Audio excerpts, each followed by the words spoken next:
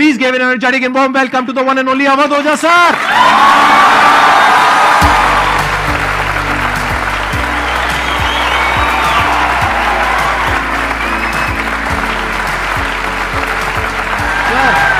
Hello sir, क्या हाल चाल?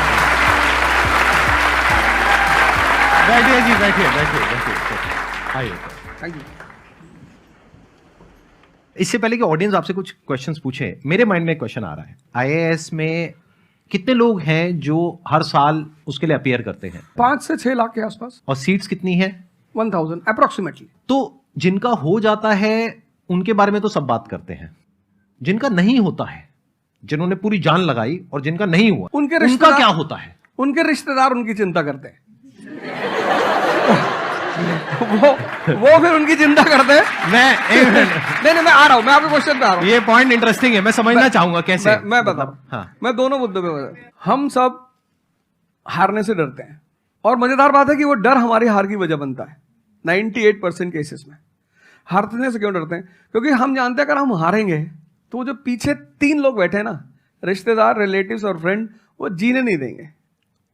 आप जब भी आईएएस की तैयारी करें, पहला अटेम्प्ट आपका सीरियस अटेम्प्ट होना चाहिए। आपने तैयारी किया, बेसिक्स तैयार किए, आपने एडवांस कोर्स तैयार किया, आपने कम से कम मेंस के 1000 आंसर्स लिखे हैं और मिनिमम 10,000 प्रीलिम्स के क्वेश्चंस आप सॉल्व कर चुके हैं, तब आप एग्जाम देने जाइए। सिर्फ एक अटेम्प्ट दीजिए। जिसने भी पहला अटेम्प्ट सीरियस दिया, उसको दोबारा तैयारी नहीं करनी पड़ती, रिवीजन करना पड़ता है। भाई आप देखो ना, जितने सारे सेलेक्ट लड़के होते हैं उसमें बहुत सारे नौकरी कर रहे होते हैं, जॉब कर रहे होते हैं। कुछ लोग मुझसे पूछते हैं, सर जॉब करते वक्त तैयारी हो सकती है? नहीं, जॉब करते वक्त तैयारी तो नहीं हो सकती, जॉब करते वक्त रिवीजन हो सकता है। 3 hours per day, 4 hours per day. तो मेरी एडवाइस ये है, क्योंकि ये एक बहुत रिस्की खेल है ये। मैं खुद ही बाहर हुआ, और फिर मैं कितने लोगों को देखता हूं जो 5-5, 6-6 अटेम्प्ट के बाद बाहर होते हैं। तो जिनको भी इस गेम में शामिल होना है, एक अटेम्प्ट सीरियसली आपका होता है, बहुत अच्छा है। आपको मैक्सिमम रिस्क लेना है तो आप 2 ले लो, उसके बाद आप अपना काम शुरू करो। जो आपका सेकंड लाइन थॉट था, कोई लॉयर बनना चाहता है, कोई मेडिकल लाइन में जाना चाहता है, कोई मतलब जो भी आप एंटरप्रेन्योर बनना चाहते हैं, आप करो, लेकिन अपने वो रिवीजन वाले 4 आवर बचा के रखो। आपने कितने अटेम्प्ट्स दिए थे सर? 4 अटेम्प्ट्स आपने दिए थे। और आपने कहीं से कोचिंग ली थी, यानी लाखों रुपए दिए थे कोचिंग में? नहीं, तब लाखों नहीं थे, तब हजारों थे।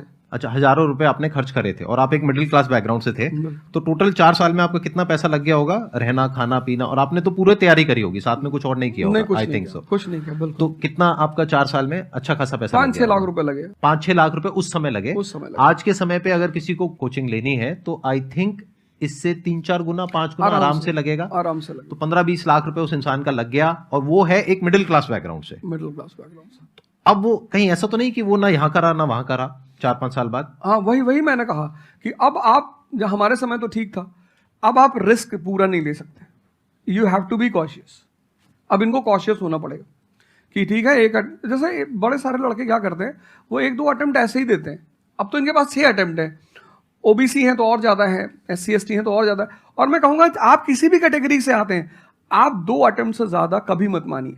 ये पॉइंट बहुत अच्छा है कि आइडियली आपको अपने माइंड में ये रखना है कि एक ही अटेम्प्ट है मेरे पास में, मैक्सिमम अगर आपकी फैमिली अफोर्ड कर सकती है तो 2 अटेम्प्ट है।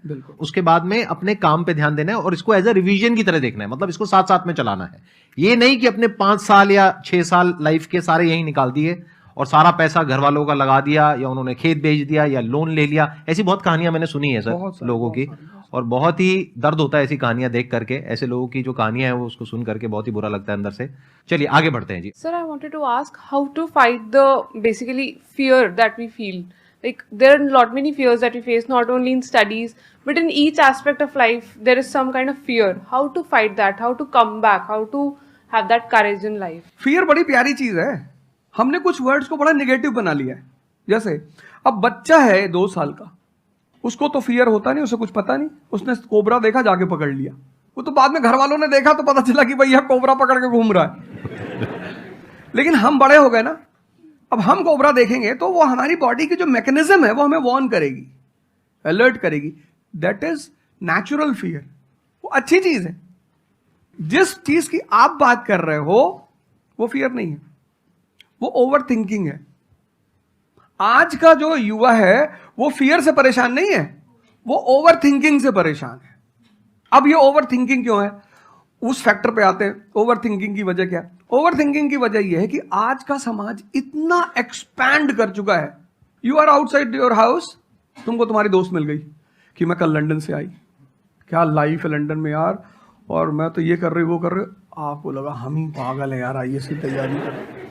फिर शाम को किसी फ्रेंड का फोन आ गया कि मैं तो अब ऑस्ट्रेलिया जा रही हूं, मैं तो वहीं सेटल हो जाऊंगी। 90s में हमारे पास इतने स्कोप नहीं थे। हमारी जो लाइफ थी वहां ओवर थिंकिंग इसलिए नहीं थी, आपने भी सर देखा होगा, क्योंकि हमारे पास इतने स्कोप नहीं थे। आज तुम्हारी जनरेशन में यू हैव मल्टीपल फील्ड्स, मतलब इतने सारे फील्ड्स ओपन है। तो जब तुम घूम के चारों तरफ देखते हो और तुम देखते हो कि तुम्हारे ही साथ के लोग बड़ी सारी फील्ड में एक्सेल कर रहे हैं, काम कर रहे हैं, अर्न कर रहे हैं, तो तुम्हारा दिमाग भागना शुरू करता है। फिर क्या होता है, हमारे पेरेंट्स हमसे